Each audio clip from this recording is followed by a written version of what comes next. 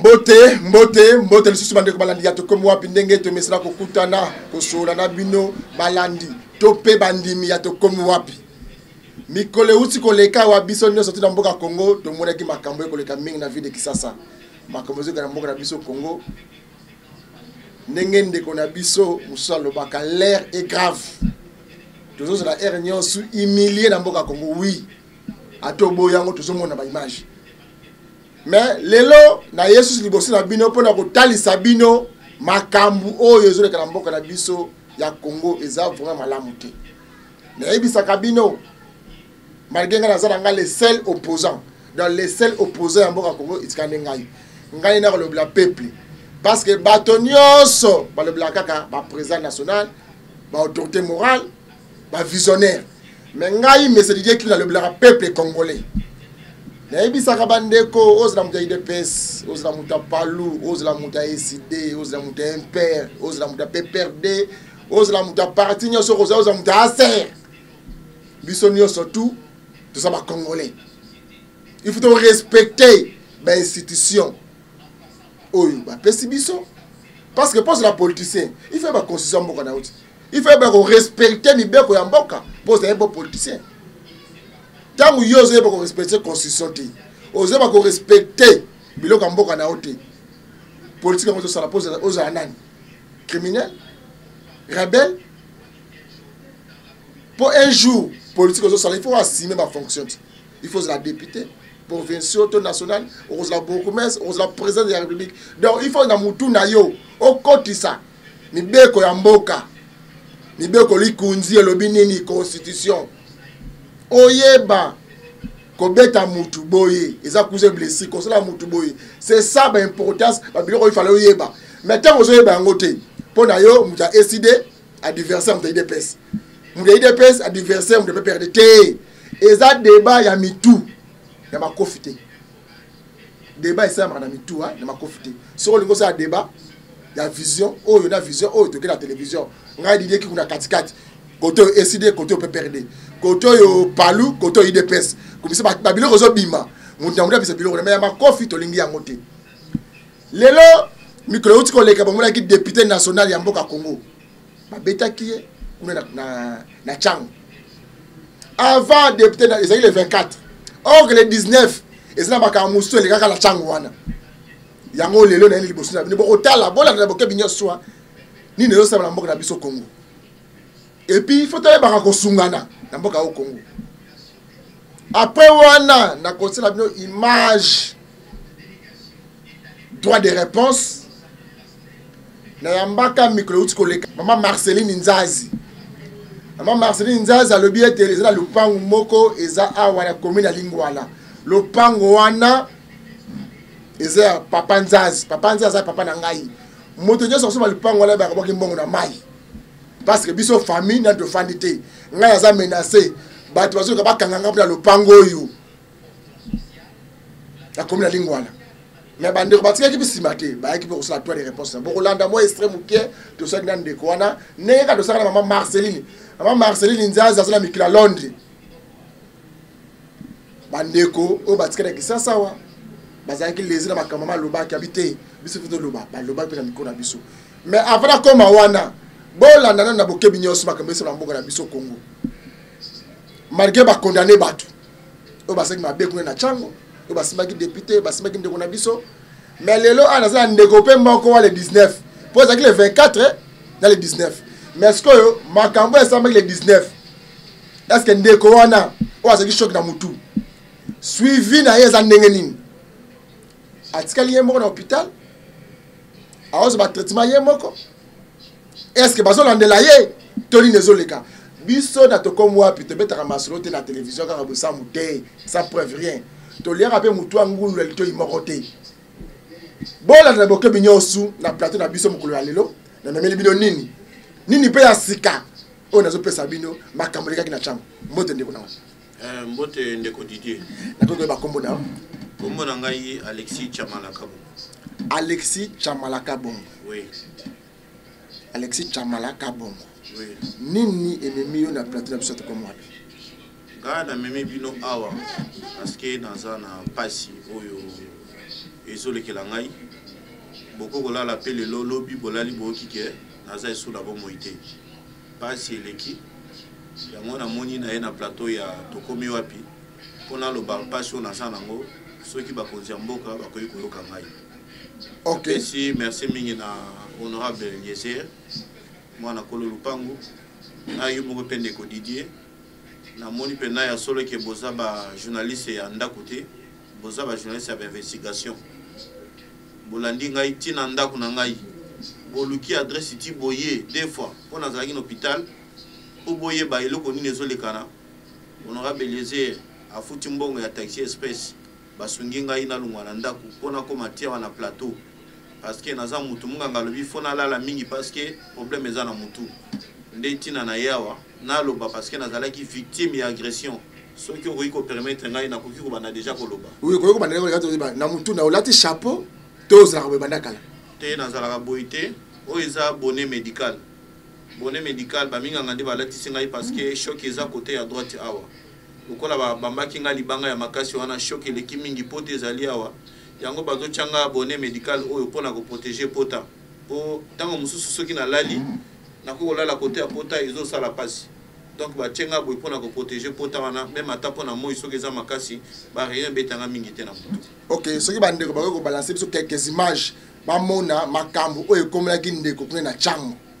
ndeko mekana koexplike biso makambo yango ekoyelaki yo lolenge nini population akolanda biso. Merci mingi ndeko Didier. Ngai nakendaki matanga tozalaki na matanga na Mikondo na paroisse ya Bosawa nga naza katoliki moko na biso akufaki muta celebraki messe wana abe Kawata biso na sosu tozalaki wana basongo bazalaki ebele na baninga tokie kokunda ebembe na nécropole papa ikalaba tant tokunde na nécropole oyo ya nsele wana na kozonga na biso tokiti na Kingasani ya suka en face ya maison communale ya Kimbanteke tovandi wana na se ya école moko ya kala babenga ngo Victor Hugo ezalaka père Victor ezalaka soki Victor Hugo ba terrasse koma wana ebele tovandi wana tozalaki ebele tomeli tosilisi vers ba 17h je crois 40 ou 45 bon nga na lembaki na lobi na zonga tango na zongi po tozalaki kaka na boulevard na telemi mbala moko na mati sprinter eteme na puske nazalaki na mutuka te nazalaki na makolo na mati na sprinter navandi liboso tobandi koya nazalaki na kepi oyo ezalaki na photo ya mokonzi ya mboka Tshisekedi t-shirt pe nalataki ezalaki na elongi ya mokonzi ya mboka papa Tshisekedi na ye tokomi kaka na quartier 3 ere kaka tokomi na quartier 3 nayoki kaka mbala moko pia babendi ngai ekoti na mutu bayibi ntango babendi ekoti ngai makanisi na ngai keke eza bamiyibi naluki moyen naluka moyen na matisa vite namoni babandi kobanda moni bato ebele baye plus de 30 ou 50 babandi ko forcer portière ba maîtriser déjà receveur babandi ko forcer portière babi yo lati Tshisekedi awa tozo boma yo comme ça Tshisekedi akunda yo ah mala moko na comprendre que oyo baza ba agresseur kitisa ito che bambeli to boma yo babandi ko benda portière heureusement que boyebi transporter na quand même mikolo ba taxibus ba koma ko bloquer ba portière na kati pour makamba ba roulage portière ezalaki bloqué tant que chauffeur azo luka engagé vitesse aki mabande ko na ngai na okika kawa ta libange beti na paraprise e beti ngai awa nyonso awa na panzani makila banda na botama mbala liboso na yoka choc ya modèle wana na koki ata kolela te mai miso koki ata kobima te to bandi ko ya kokima bazo ba mama banga na mutuka ba paraprise ya mutuka nyonso to ane pasuki to forcer au fur et à mesure tozo pousse na to comme na Pascal embouteillage na biso chauffeur boki tsanga tawa na machine ba bia wana machine hôpital oya munena ba kiso ezati les temps tozo forcer tozo ya na kokai li sous-souté tellement na senyaki tellement ebele bomo na niveau t-shirt na ngai komaki bozo mona t-shirt on a lataki modèle makile komaki soki botali pe na nini na sengle na lataki bomo na sengle modèle na lataki ndenge senyaki bozo mona ndenge sengle senyaki même il dessous na ngai pe so botali makile zati na dessous mais na koki olakisa ngote devant bino par rapport ya merci Dieu grâce baye komema ngai l'hôpital ya Biamba Marie Mutombodi Kembe bakotinga l'hôpital na saki déjà KO ba soigner ngai na salle d'urgence na lali na salle d'urgence na sali 3 jours makila ibimaki ngai tellement ebele ba meminga l'hôpital wana tension na ngai de nature na za déjà hypertendu tango ba maki ngai tension ezalaki 24 Alors, le col appelle douleur, le cas qui m'a cassé, tension 24, bazo soigner une tension zo kitate. Yango ba tchaki ngai 3 jours na urgence, après ba yoko pesa ngai chambre. Alors, na souffrir ma casse na kat hôpital. Nde ba minga nga ba yeko loba. Nzambe azana yo. So ozalaki na nzambe te, ozalaki muto ya kokufa. Ceux qui basala ba traîner ki na yo au-delà ya 30 minutes. Olinga ki soit au sala AVC. Parce que tension comme déjà na 24 parce que dans la bateau on sala ba AVC na ba tension 15 17 ou 20 mais yo tension 24 au sali AVC t et puis au sali arrêt cardiaque t ba bisinga faut sambela mingi bolamu continue ko sala bolamu epa ya bato ala li hôpital ti na ndenge na yeko bima ba yeko sala nga ba examen ya ba scanner tant ba sala nga examen scanner nde ba yeko mona que nazana hématome na kati ya mutu choc et le gars qui tellement ma casse ndé qui kosala na kile bimé belé o etikala ki wana et provoquer couche moko na kati ya mutu il faut balongola ngai ndé loko na ye kosenga na bakonza mboka depuis na bimi hôpital ti lelo nazali atana assistance moko te nazali père de famille naza chômeur naza na musala na sala raté naza locataire naza papa ya bane belé nazo vivre na informel. Il faut nabima chaque jour na kende koluka pour nana sanda kuna ngai na bokola bana na ngai nazana bana 5 plus bana ya grand frère na ngai Jean-Paul Ngambe azalaka militaire na garde républicaine nazol bawa général Christian Chiwewe azoka ngai très bien ayebi grand frère na ngai Jean-Paul Ngambe na bana mura nyonso tout bazoka ngai nazoba ngai petit frère ya Jean-Paul Ngambe Chimanga grand frère na ngai akufa na poison akufa na Goma na Est kuna bayana yawa bakunda ye bana na nyonso atika 16 8 basé pa na ngana ndako zo bana na 8 na oya ngai moko 5 bosala calcul nazana bana combien na ndako bana na nyonso na tankisaka bango kaka na mbongo ya kop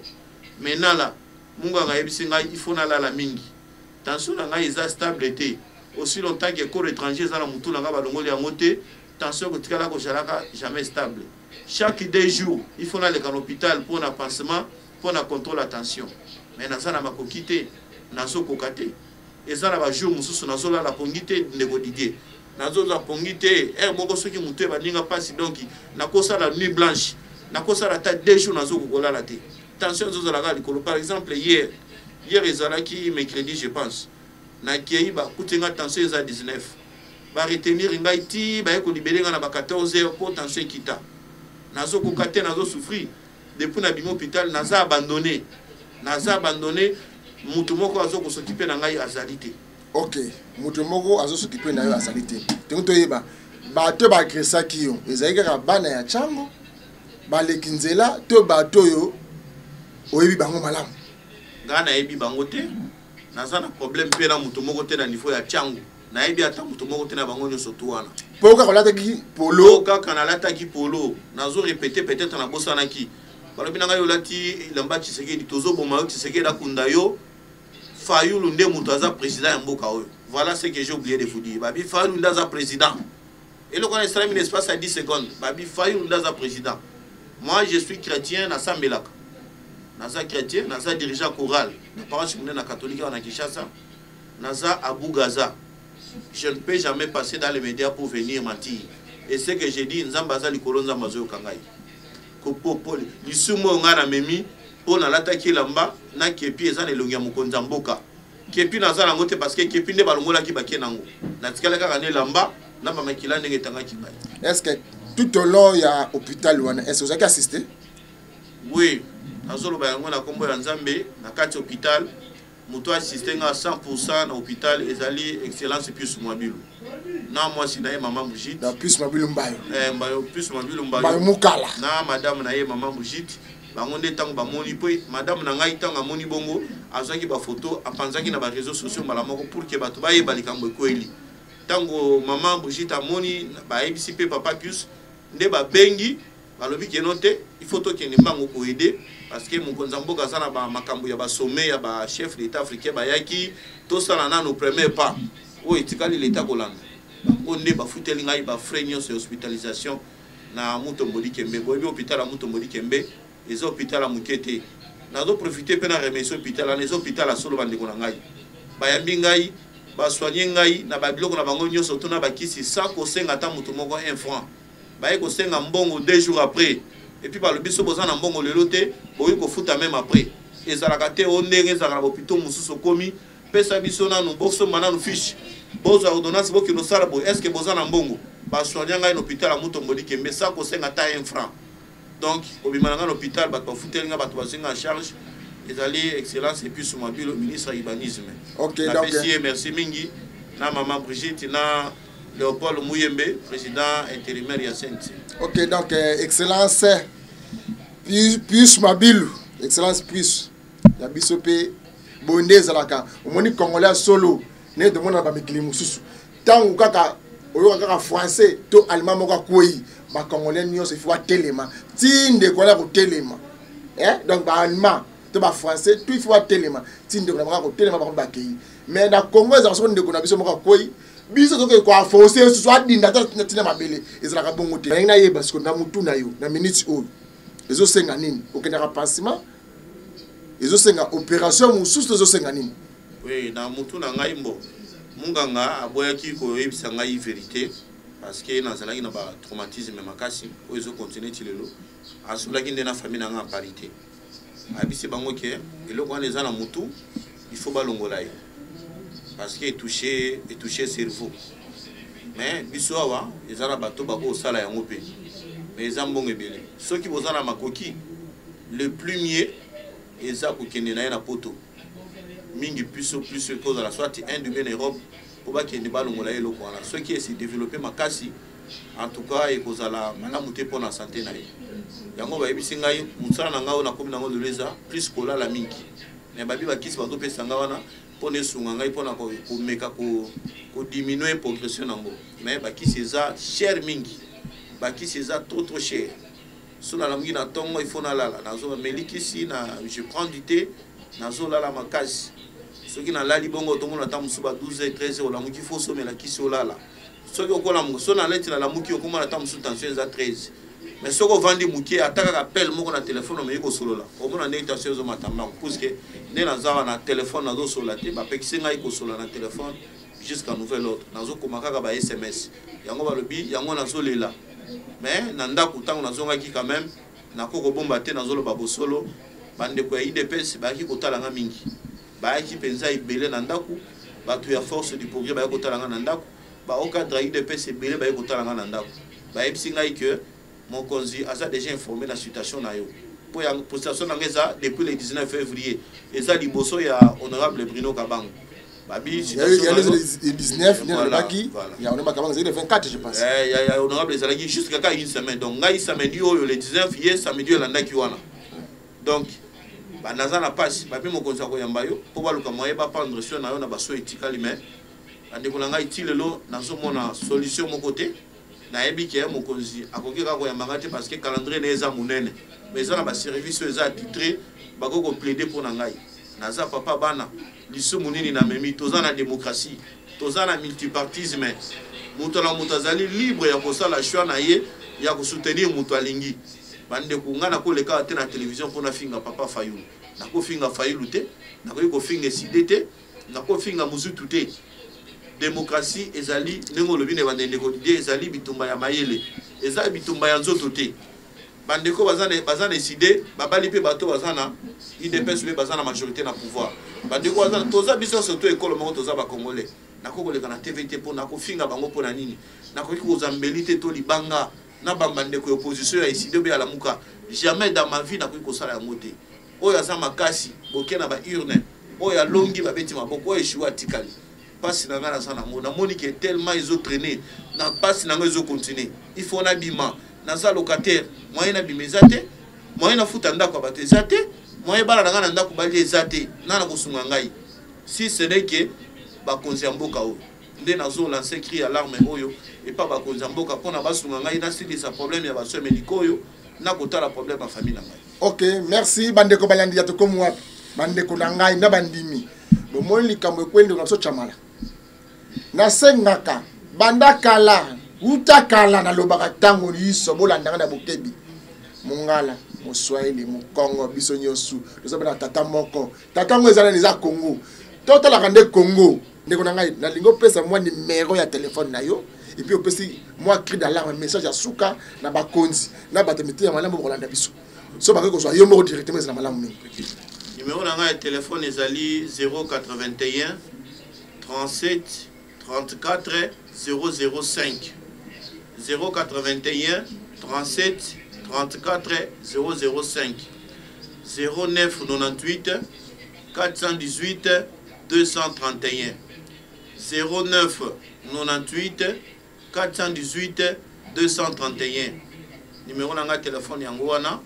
nazo senga eloko libalanga suka je crois peut-être yango wana pour mokolo ya lelo parce que France la suivi na yeba est-ce que mbongo yango moi mukiango zwaki est-ce que zo kele ko ba traitement est-ce que mec libanda bref na yeba parce que ça congolais tant que zo souffrir ngabe na za toucher directement parce que les seuls opposants ils ont battu tout zo mona bala ndaka ba autorité morale ngaf na yeba intérêt na yo santé na yo congolais za ndenge nini c'est ça préoccupation na ngai. Merci mingi nazo senga kaka na bakonzi mboka basunga ngai naza na pasi nazali chômeur na vivaka d'informel pour laisser libota na ngai na kuyi ko sala eloko te nde nazawa nde bomoni ngawa soki kaka na bimiawa ata soki koza na tensiomètre mais kaka kotianga ndenge na lobi boye okomona ekozala pas moins de 15 bosunga ngai nayebi ke chef de l'état na biso mama Denise ngai Alexis Chamala mutu na yambaki yo na Isiro ngai mutu nazalaki na Isiro ba image yo monaki yo félicitaki ngai mutu na yambaki yo tala combattant na yo mama Denise tala situation na komi nango nazo senga na bakonzi mboka le chef de l'état notre président que j'aime beaucoup et je vais continuer nazo témoigner yango personne ne me découragera à soutenir le chef de l'état Fachi je vais vous soutenir mais batebele ba yina ndako na ngai ba opposition ba lobi na ngai na sala témoignage que bosundoli ngai pas chef de l'état bazwa nga charge na boy pour l'honneur na ngai naza mutu ya union sacrée na ko continuer ko soutenir le chef de l'état na ngai nazo senga la président de la République de m'aider de me prendre en charge pour que cette situation soit décantée. Na procès basala ki na niveau ya njili na ko remercier général Kasongo wala na kokosa yango te. Général Kasongo ya kiti na ndako na ngai. Ba meminga na jeep na ye ti na police criminelle. Na tika ki plainte na ngai bazwa ki pe la mala nga makila ba yebisi ngai vanda tozo kanga bato wana dans 24 heures. Samedi wana pe général Kasongo bengi ngai alobi to kangi bango kende na district anjilo kino tika plainte. Nakenda kotika plainte avocat na ngai maître Harold Badi banga on azopesa merci mutasambela ki ngai audience ezalaki publique je crois bolanda ki yango lundi to sambaki ba condamné bato wana 10 et 15 ans de prison na dommage ya $10,000 na remercier état de droit na musala salaki na ndenge bakangi ba agresseur wana bango moko pe bandimi effectivement oui bazali ba militaire la muka bango nyonso bandimi à part kaka moko nde azalaki passager o batiki wana bango nyonso bandimi mais nga nazo senga boye même bafoka ya lamuka ezana ba oyo bayebaki ngai bazalaki na regret ya makasi yanga bomonaki na procès wana bafoka presque nyonso ya lamuka ata moko ta mekai kotuna ngai question moko tuna inga ta question te parce que amonaki degré ya passion nga nazalaki na yango alors ba condamné bango merci na état de droit mais ngai naza vraiment satisfait te na peine o bapesi bango wana na bafoka na biso to kino ko sala appel ndeko na ngai bato wana baza ba agresseur nazanga moko te baka wana na quartier toi ndeko Didier eza ebele ba bisusu nde baza na possibilité te ya ko atteindre bino na ba média awa baka wana eza ebele il faut ba condamner bango bato wana baza bato mabe baza ba ndoki sont des démons il faut ba condamner bango à la peine capitale wana baza bato ya koboma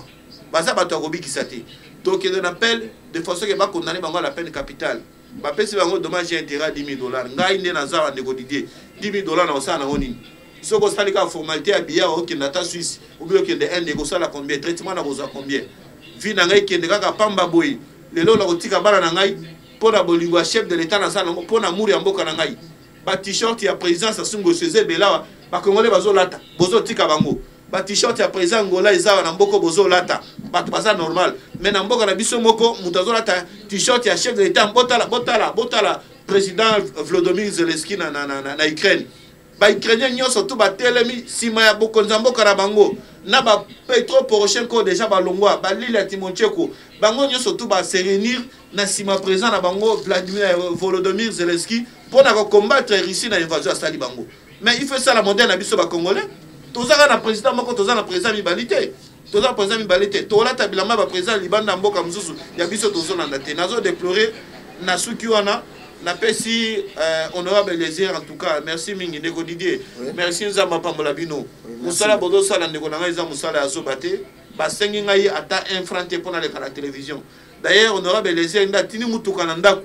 pour na ba mema ngai tiba ya kotika ngai wa alobi soto silisi bazong sanga tina ndako honorable Lézère na ndeko Didier napesi bino merci na ba cameraman ya chaîne na bino na ba technicien bino surtout napesi bino merci mingi Nzambe oyo asali ke ngai na sana bomoi Nzambe wana pe apambola bino merci merci ndeko na ngai totonde botoni vraiment oui merci mingi ndeko bomoni bandeko na ngai ko sala passe mingi na mboka Congo ndeko awuti koloba biso nyos tozomona ba image ona na bilili na ba boxer na bana mike ba jeune ba papa ba nyos ba sangani si ma président na bango ko na Ukraine tana na Congo division toujours comme moto azu président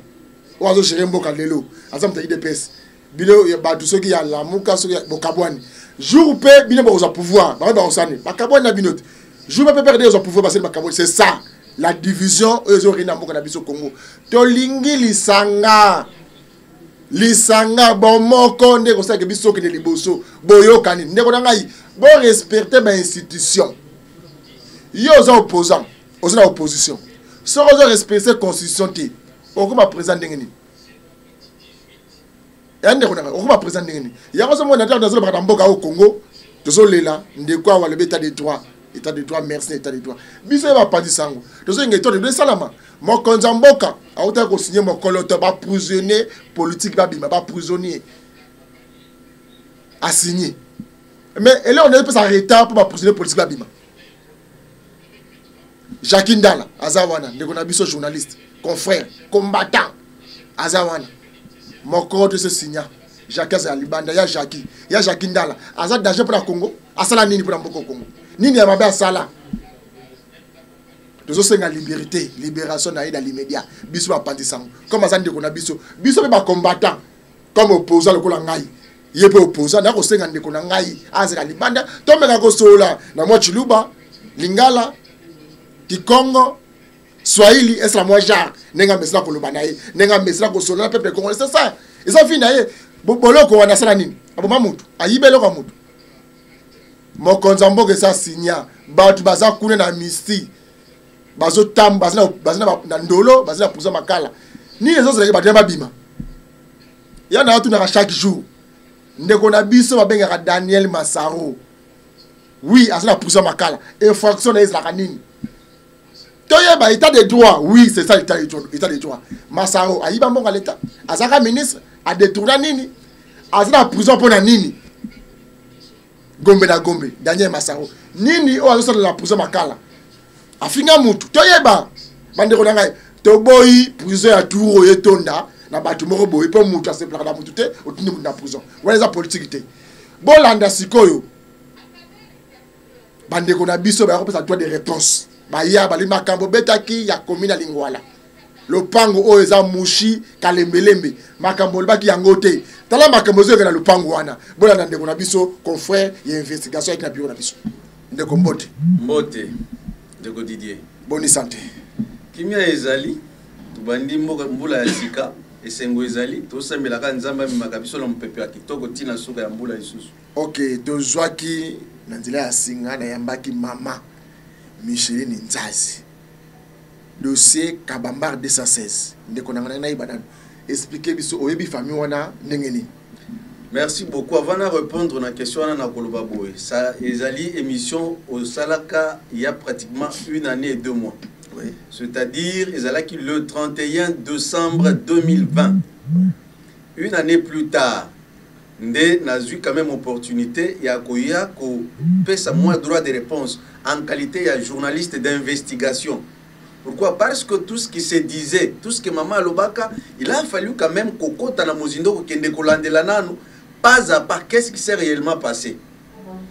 Yango Ngai na mené ba investigation na Ngai na zana ba document nyonso oyo esengeli par rapport à makambo ya lupango wana. Contrairement à makambo Maman Marceline Zazi oyo azali na Londres oyo alobaka benga kabino na téléphone.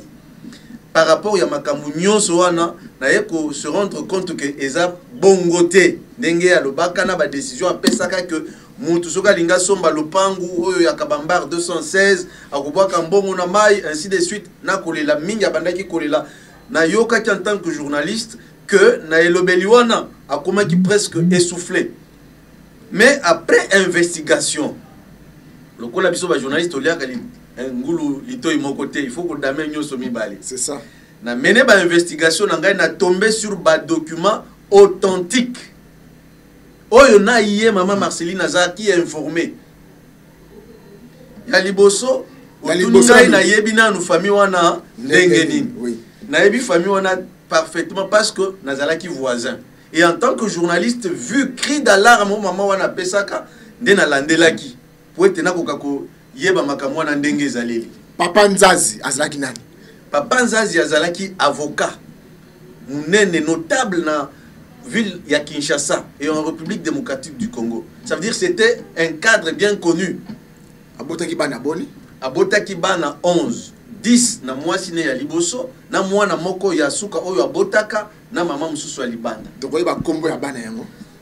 Na zo pesa yo liste na date de naissance ya moko na moko en tant que journaliste d'investigation, je suis tombé sur cette requête en investiture. Ouais. Oyo bazalaki na nokoluka ba investir mutu akozala liquidateur. D'abord je commence par le nom pour na ko répondre na question na yo. Mwana ya liboso oyo ya bota ezali Zazi Mukundi Adrien. Abotama na Masimanimba le 11 mars 1944. Donc, na mars awa a fêté anniversaire na ye. Le 11 mars 1944. Mwana yami bale ezali Zazi Charles Mathurin. Ye abotama na Kinshasa le 20 juillet 1946. Mwana yami satu azali Zazi Suzanne Emma. Abotama na Kinshasa le 1er février 1948. Mwana ya Minei Zazi Antoine Marcel. Abotama pe na Kinshasa le 21 octobre 1951. Mwana 5e enfant Zazi Marceline, né à Kinshasa le 8 janvier 1954. De maman Marceline Kolo Likambo. Tozali na Zazi Benoît Charles Louis. Abotama le 29 décembre 1955, abandaki même Kosala na palais du peuple. Zazi Alice Véronique, abotama le 22 avril 1957. Zazi Eugénie, abotama le 29 septembre 1959. Zazi Jean-Pierre, abotama na Kinshasa le 29 août 1961. Zazi François, mwana yasuka ya libota ya papa Zazi na mama na bango. Nde Zazi François abotami na 1963. Nde nasuka mwana ya suka ya papa Zazi o atika na mokili avant akufa 11e enfant za mwana mwasi ezali Zazi Bonde Dadi. Abotami na Kinshasa le 20 mai 1972. OK. Voilà. Bana 11 nyoso na mono tani bango bakombo. Mais boni moi Michel na na biso ezali na makambo zoleka na Kisasa oyo. Eza makambo minene mi makambo mapango. Ngana bengi bine pot na kolela ezana mwana moko ya libota na biso da parmi les 11 oyo ezana mwana koku na mwana moko ya papa Nzazi direct bango basangani po te bateka lupango oyo ya Kabamba 216 alobaki ya soto akosaki parce que même na maloba na ye na yokaki que ye mwana wana oyo abazali koloba koko ya Zazi comme on a epé ezakaka Adrien ndoi ya ene ya libota oyo Zazi Mukundi ndoi na ye azana poto papa na ye akufa ba makambu nyonso ezo salema mutu nyonso azalaki ayebaki makambu oyo bien et histoire oyo ebandi ndenge nini na makambu ndenge balobaki que ndenge papa uti kokufa mama pe uti kokufa il faut na balocataire nyonso bazokota malikambo ebandeli na nunde wana vous expliquez biso moboko ya likambo ndenge lopango oyo ezali esengi que na chaque fin du mois tango bazali ko mbongo balocataire bazofuta bambongo basangisaka mbongo bisika moko tango bazosangisa mbongo bisika moko na fin du mois basangisi nyonso ensemble et puis babandi ko kabola mwana na mwana azozwa baoyo basi bakufa bazali environ 5 baoyo basi kufa bana na bango pe ba profiter de manière équitable na kolandela pendant plusieurs années makamwa moto wana banda ko sala makamwa na ezali mama Marceline tango amoni ke bayaya baye ko telema que non makamwa na partage ezo selema makamwa mbongo alingwala tozo mona clarité il ekosenga sikoyo to landela na makambo malamu pona ko yeba ndeni toki ko sala partage parce qu'il faut bana nyonso ba bénéficier ndenge moko ba basi ba kufa bana na bango il faut ba bénéficier pe de manière équitable déplace makambo ibandela ki wana nde yango monaki document liboso yango yo ezali ya Charles Mathurin a telemaki ya liboso alobité ngai il faut na longwana na zo décision ya ko quitter l'indivision ça veut dire batu bazolinga ko kabola komona Marceline na batumi bale bake mbongo wana bazo kabola bango na bango ba mususu likolo bazo zwate ya lobité likambo na moni ceux qui to évoluer na yango boye et kozala malamu te document na yango je pense caméra ko zwa yango acha yango nyonso j'ai 13 documents awa ouais tango azui yango akena na l'état alobité likambo il faut bakate la biso pona biso nyonso ba héritier ya succession Marcel Zazi biso nyonso na Kinshasa maître Ozaki kolandela likambo wana ezali maître Pampambu Dingoma aza avocat conseil ya Charles Zazi avandi na Kinshasa yolo yende abandi document oyo ayebi makambo nyonso oyo tango Charles alongwa lobi ngai na longo na indivision pona tozala biso nyonso na kimia tolukana nu liquidateur bakei basali requête oyo investiture ba investir nani Azazi Adrien mwana ya liboso azali pe maître avocat chevronné awa na Congo démocratique Zazi Marcel et Zazi Adrien na RMP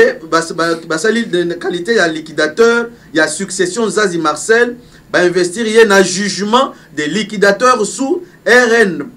RPNC 9931 ya TGI Gombe na date ya le 20 juillet 2010 talana numbula wana l'honneur ezalaki yaye ba famille mobimba bayokani pour être ye azala nani successeur maman Marceline Nzazi ye bazalaki ye azalaki représenté parce que de temps en temps ya kapena poto aya wana Kinshasa bakuta na kana bandeko na bango nyonso bayebi makambo ayebaki makambo yo très bien tango makambo ebandi pour elle voulait que asakapare na mbongo wana nde yango tango balongoli na document ya liboso en investiture tango Charles il a désisté alingi makambo bazwa kambo wana bakabolaka ndenge moko nde mbala moko balongwe bakeko sala assignation en liquidation et séquestration ya parcelle na la question assignation en liquidation na séquestration parcelle ezali Michel Nzazi to Adrien ezali Charles Zazi na boyokani ya batu na bande kuna bango nyonso nde ngo bakendai ko sala document yango nyonso yango ezali assignation en licitation et séquestration des loyers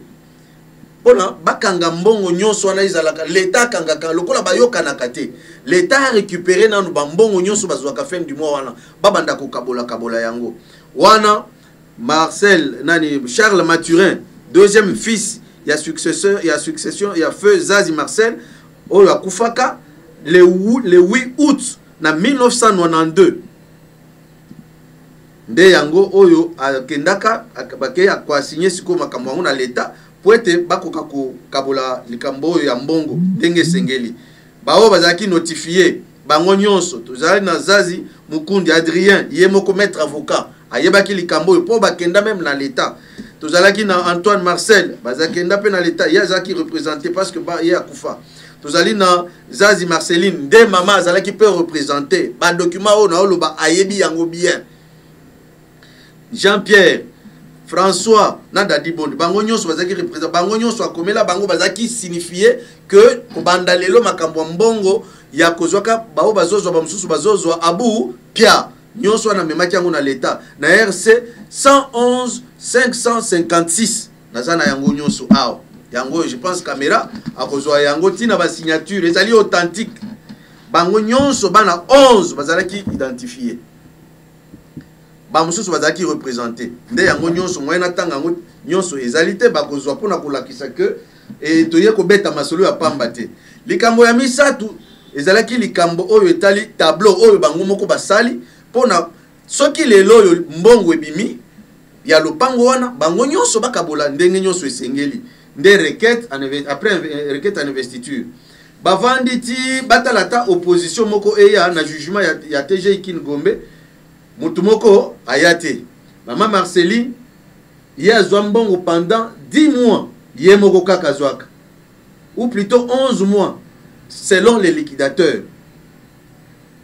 Or na mbongo wana il fallait qu'il bazwa na partage ya succession Adrien il fallait qu'il azwa 4,54% ti moyen atanga nyonso ezali bokozwango kaka na image.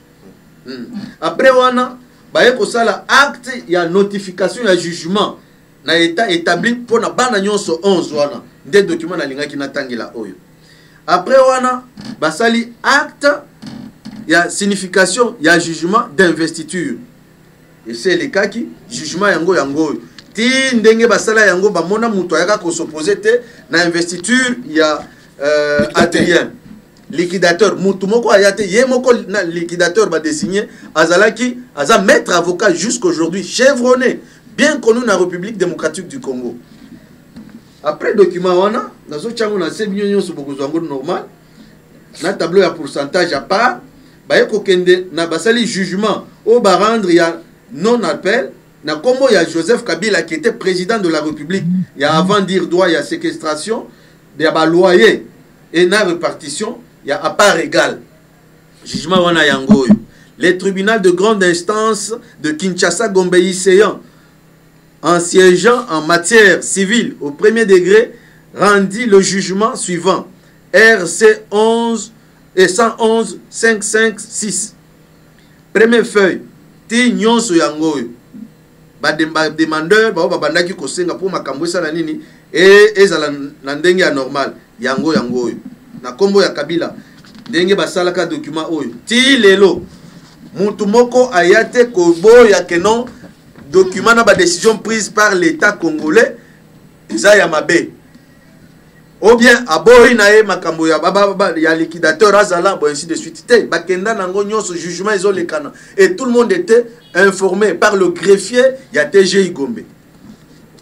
tolongo wana toke na jugement oyo baye ko sala jugement avant dire droit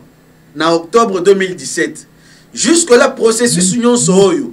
batu nyonso bazolandela bana nyonso bayebi papa na bango na ba mama bakufa bazaki notifié les 11 bana 11 nyonso tout na ba petit fils na ba petite fille ya ba oyo bakufa bakoko ya zazi bazali pe na droit na bango nde place pe na lingina telemela batu batelemela ba veuve na ba orphelin na kata libota bana wana bazali bakoko bana ya mwana ya zazi oyo akufa. Bon, ce qui ba mwana wana mwana na ya zazi akufi bana wana bako bénéficier epana aux journalistes ba question ezalaka ya yo mais hier le baki alobi bongo alobi bino côté que c'est l'investigation côté Adrien na côté ba Charles bango ne bazolinga bakabola libota bazowanga na bana mususu papa nzazi atika bazowanga na ba mapasa na audio na eza clair bawangani bana bawangani mapasa bakaboli libota yesu ko tema akena maloba papa Didier na linga ibo sangana bozala moko papa Didier nous sommes africains mama Michel dazo telema na maloba ya papa aloba maloba ya papa bateka te est-ce que yaza liquidateur yaza ni loba ya koloba na makambo lopan aza liquidateur ta Maza pa yeba ko signer le pango te kamate biki balikamba majorité bango nyonso à l'heure qu'il est après une année plus tard elle a fini par comprendre que émission en salaka commettait une erreur grave et gravissime c'est ça donc continue tableau yango oyo zazi asali bazazi nyonso basali ça veut dire Charles na bazazi ba Adrien liquidateur asala ya partage yango ya bana nyonso 11 na total pour toba comme na 100% ya mbongo bama pasa baza bana to bakoko bama pasa baza bakoko baza bana basi bakoko moko lipasa azali awa mususu azali libanda ya mboka abala kuna azali libanda ya mboka lipasa moko pe azali awa bana nyonso wana ba koko nyonso wana bazali ki soutenu toujours par Adrien, par Charles na ba mususu na ye maman Marceline tango abandaki ko abandaki ko soutenir bana wana eza bana ya bana na bango. Mais combien na moment neti ya boye aye ko telema ono basa la partage et pourtant même ba Charles Zazi Mathurin nde babandaki ko sunga bana même na classe ko bela na bango makambo ebele kaka ye Charles Mathurin. Lelo yo eye ko koma yono maman Marceline akoloba ono bazolinga bakabola bao bazwa mukete yango liste yango yo awo même l'état congolais ayebi yango ba mema kango na justice na TGI Gombe eza ya awo bokozwa yango ndenge bakabola que lelo yo mbongo na soki ezobima ya fin du mois bazwa yango bakabola ka ndenge nyonso ndenge moko tant que boyokani persistaki et résistaki kuna nde omonaki bake ko kene na jugement bayokani siko pona vente ya lopango donc o babengi licitation ya parcelle. Ok, continuez. Continuez de répondre aux autres qui n'ont pas de solo. Voilà. On va comprendre bit, il y a une mission pour le Malino. Voilà. Maman Marceline Nzazi. Okay. Maman Marceline Nzazi, il y a Landa Bisso. Sur Landa Bisso, Moutou, il y a Maman Marceline Nzazi à partir à Londres. Et mission de Bisso, comme moi, Pingande, qui est là, ok.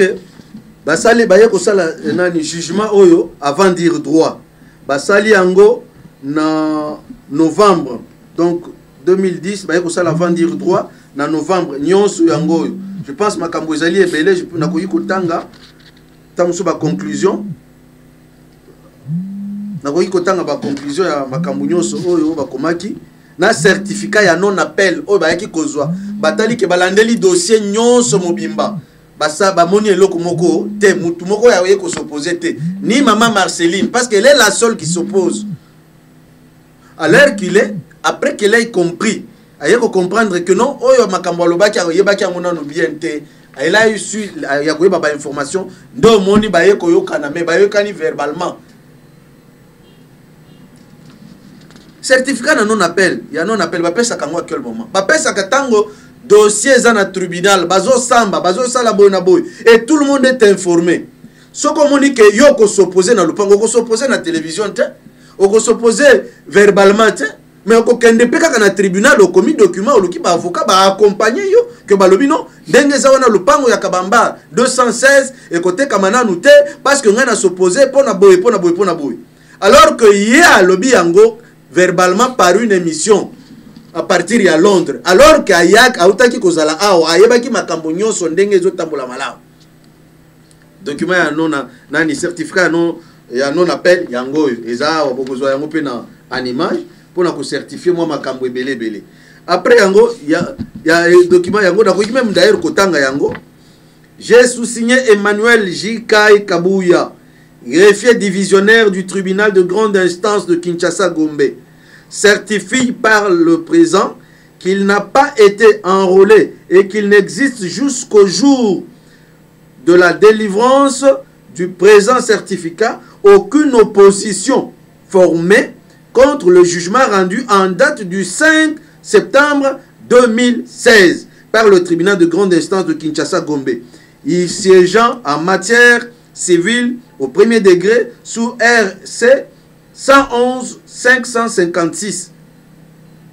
En cause, ou en cause, Zazi Nsana Charles Mathurin contre Zazi Mukunji Adrien Naba Mususu. Mutu moko te na ba oyo nyonso ya mema kuna mutu moko ya s'opposa na document na jugement oyo te. Parce que ye papa Zazi Mukunji Adrien azali avocat ayebaki makambo oyo sinon ayebi ba voix nyonso oyo ko s'opposer. Non, maman Marceline Zazi akani procédaki mabe na kubanda nanu koleka alors kayaka awa yebi réalité ya lopango ya kabamba 216. En conclusion, ceux qui ont la conclusion bien pour lui osana mituna tuna na mituna to pour to évoluer. OK, ndeko nangai landanga na bokebi nyonso. Maman Marceline Nzazi yepozo kolanda biso na parti à Londres na nzira ya singa na nzira ba itando ike o landanga na bokebi.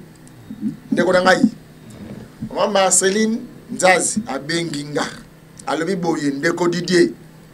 nazokufa nga mama na bino obi ash na komi nango na tango na koloba boye na kakise mwana kisasa exalté so na komi kisaba okanga ba bettinga station direct et pas ndeko na ngai na pas mwana na ngai obi lisolo wana na yebi lisolo wana na landango na radio et na télévision na bino na chaîne na bino. Oui, parce que nani apporta plainte. Mutu ba porter y plainte moko te. Mais ezali invitation yokana yebisa yo. Citation directe ba pesa bana nyonso par rapport à jugement oyo e bandaki kosalema na TGI Gombe. Yepe azalaki notifié. Ezalaki po bakende kokanga moto te. Oya mokolo oyo bazo sambisa bazo kata likambo. Soko kozala na objection ou s'opposer. Otomboli musapi sur place ba yebinene bakosala. Bakokanga ye par rapport à quoi? Qu'est-ce qu'elle a pu faire? Ba mbongo banayi kozwanyo swana ndeko na ye moko atelemeli te. Que non mbongo leyo moko voilà il faut futa osala bo. Non non, eza likambo ya succession ya Zazi Marcel. OK. Mutuni ami balé ezali bo ndeko na ngai. Na lebi boy. Na loi normale ya mboka Congo to bien. Ce que le pango za etikali na maboko ya bana na temps sur 5 ou 4 personnes. Ce que mi sa tu ba yo kali que le pango tekama. Ce qui moko le biko tekama te. Loi e ko nzima o ami sa tu wana e ko tika moko na ndenge na yeto ndenge ni. To le temps bombe la mbongo so ba teki bazimbo ko ba ketika na DGRA tu na DGRK to na DGI ba ke bombe la type ndeko musola mbongo na. Nazonga nanu na ngambo ya mibeko ya leta. Oui. Makambo oyo elekanaki na balabala te. Jugement nyonso procédure ya makambo elekanaka liboso ya l'État. Ça veut dire tribunal ya grande instance ya Gombe. Mikana ba date nyonso ezali o boko affiché bakomona ezali elekanaki na maboko ya l'État ya justice congolaise. Soki akokaki ko s'opposer yango moni ba bemelie document pour eta kende ko répondre abangi ko ya ko répondre kuna abandi ko loba ninga bana ale bono tambola sima bokanga ye bokange mundu bakokanga ye na nini bakende makala dans TGV dossier na ye dès que vous êtes mbala moko il a fallu parce que tant que tozali boye nazupe moi moment moulayi pour na mener ba investigation je pense que aye ko comprendre réellement que elle était en erreur parce que ça zongi déjà na nzela na document bozo na ngo sikoyo est-ce que maman Micheline, Marceline Nzazi, Andimi, a même moral, même esprit, même idée, n'a pas Adrien, n'a pas Charles, le pango te comme. Bah comme déjà na même idée, même moral. Na maloba te ba signer mukana. Na maloba ya za na poto akoya, assez apprécié accord, a délégué même Batou, ba ke kokutana na bayaya, pour être le pango na été kama. Donc désormais, kobanda sikoyo, le pango oyo ya Kabambar. 216 na commune à Lingwala ezali ya kofungwama mutu oyo nyonso azali capable ya kokende kosomba porte ezali ouverte akoki kokende parce que baza ya koyokana il n'y a même pas un conflit là-dessus bana nyonso na bakoko na batu nyonso bazobeta maboko bazozela mutu ya kokoma wana asomba lupango bakabola na ndenge ya tableau oyo Zazi Adrien na ba Charles bango nyonso na ba François bayokana ki poete basala nini bakoka kokabola yango na ndenge ya normal mutu na mutu azwa pourcentage na ye na ndenge sengeli message fort ya repesa la bande ko to balandi biso to la ndaki maman Marceline Nzazi ndenga le grand télévision ya biso na itande na biso na to komwa pa leli ya bili kamboyo avoso malopango avoteka mutu ngazo mwa content abenga biso atuna mama yaka benga ka leli ale botala balinga kanga ngai Likola le pango tata na ngai. Azalaki intoxiqué. Mais intoxiqué pas nani? Ah, il a fallu yo poser question na. Azalaki intoxiqué parce que mo na liboso. Ye mo na nous. Ya liboso na lo banano na koyebisa yo boye. Omoni maman Marceline c'est une brave femme, une femme forte. C'est une femme à beaucoup libana bana baza maele bele baza na Londres, asungi pe batu ebele. Maman Marceline wana. Mais quand à likambo yo ya lopango elle a été induite en erreur parce qu'elle-même l'a déclaré verbalement en disant Atindina Batou, vers Bayaya Charles, Naba Moussous, que non, à l'heure qu'il est, je n'ai plus de problème par rapport à Lupangwana. Une année plus tard, Talanga Ipenaye Koya, na ko répondre na makambo yo tango na moni que na vérifier na landeli na cessé le quoi nyoka biso ba journaliste à investigation tout ça la bongo de découvrir na tomber na makambo yo et que et c'est comment qu'il déjà na niveau na ça veut dire que dès lors le pango oyo ya Kalembelembe 216 etikali ya kufungwa mamuto oyo alingia somba akoki kokende ko kutana na bandeko bakosomba yango amemamaki na erreur na ndui maman Marceline Nzazi na erreur tokoki kotanga muto amemaki na erreur te parce que bango mibale ba se brouillaki on ne peut pas citer énormément les sous comme Antoine. La conclusion était bonne. Elle a fini par comprendre que non, les Cambo et la famille, et ça, ils m'a bêté. Il y a un pourcentage normal, même Bakoko, surtout Zazi Adrien, Zazi Baturin, Charles, Bazali Kolinga, Bana Nyonso na Bazwambongo ndenge moko. Il y a les Cambo Oyo, il y a Marceline Abandaki Koboy, c'est elle qui refusait. Les documents sont là. C'est elle qui ne voulait pas. Lingaki, Bango Lokola Baza vivant, le 5, Bango Bazwambongo, Kolekela, Bana Oyo ba orphelin, Oyo ba orphelin, ya Koko na Bango Zazi Marcel. Ok, merci Ndego, Natonde Botondi Mingi, merci Bandeko P, Mingi Bato Biso, ba comprendre que le Pangu Oyo, et c'est la croisement, Mouchi, Kalembelembe, Yangonde Kabambar 216, au moins Mouchi, Kalembelembe. Et c'est la barre, et c'est la Sebo, et c'est la Simalango, c'est un étage. Le Pango Wadan des Kabamba 216. Le Pango est créé un problème. Vous l'avez dit, Marceline Nzazi, pour le Bakeza, le Pango, Papa Tika, et Zantimanti, et le Pango, ça retrouvaille. Il y a Bisso Libota, et Koki Kote Kamate, Nazola la Maloba, oh Papa Nabiso, Atida Kibiso. Alors, Bandeko Nyos sous Libota, Tolanda Maloba, Papa, et Tekamate, Tosanga Nabiso Nyosu. Tanga Rabane Balabara, Toteka. Donc là, quand nous avons été moins 2 minutes, ça peut message à Souka. Message à Souka et Zali Boy. Tu as les caméras là, non, tu as la caméra. Dans les Cambo, eux, et Tali Lopango Oyo, il y a Kabamba 216 et commis à Kofongwama. Ba document nyonso yango yo l'État. Asala makambo elekana na l'État. Ti ndenge komaki na suka ti ndenge certificat ya non appel ebimaka mama ebaki tango babandaki kobengisa yake ndeko répondre abandaki kobanga kanisi bakokanga par rapport ya dossier ya bambongo oyo ye abandaki kozwa ya ba locataire abandaki ko gérer yango moko de manière illégale nde yango sikoyo abandaki kobanga après que likambo ezala évolué abandaki pe ayebaki information nyonso bazelaki tamula indenge l'état pesa kangonga ya soki basali bazui jugement songolo pakala bakozela opposition ya jugement wana ekoma opposition ya kate tindenge baye kozwa certificat ya non appel. Ça veut dire le pango oyo muto ezali na posa kosomba yango akende kosomba a contacter ba voie oyo ezali légal akende gauche droite te kokende koluka batu ya balabala aluka bana ya Zazi bango moko nde bakoyeba neni bakosolola na ba avocat na bango parce que mwana na mwana bazalaki na ba avocat na bango babandaki kosambela bango même ba mapasa bazalaki na ba avocat na bango babandaki kosambela bango. Donc makambo ekomi ese fungwami oyo azali na mwa misolo azali pe na posa ya kokende kosomba yango akoki kokende kosomba yango. Merci toto de boto ndeko na merci. Merci bandeko balandi ya to komo wapi boneza laka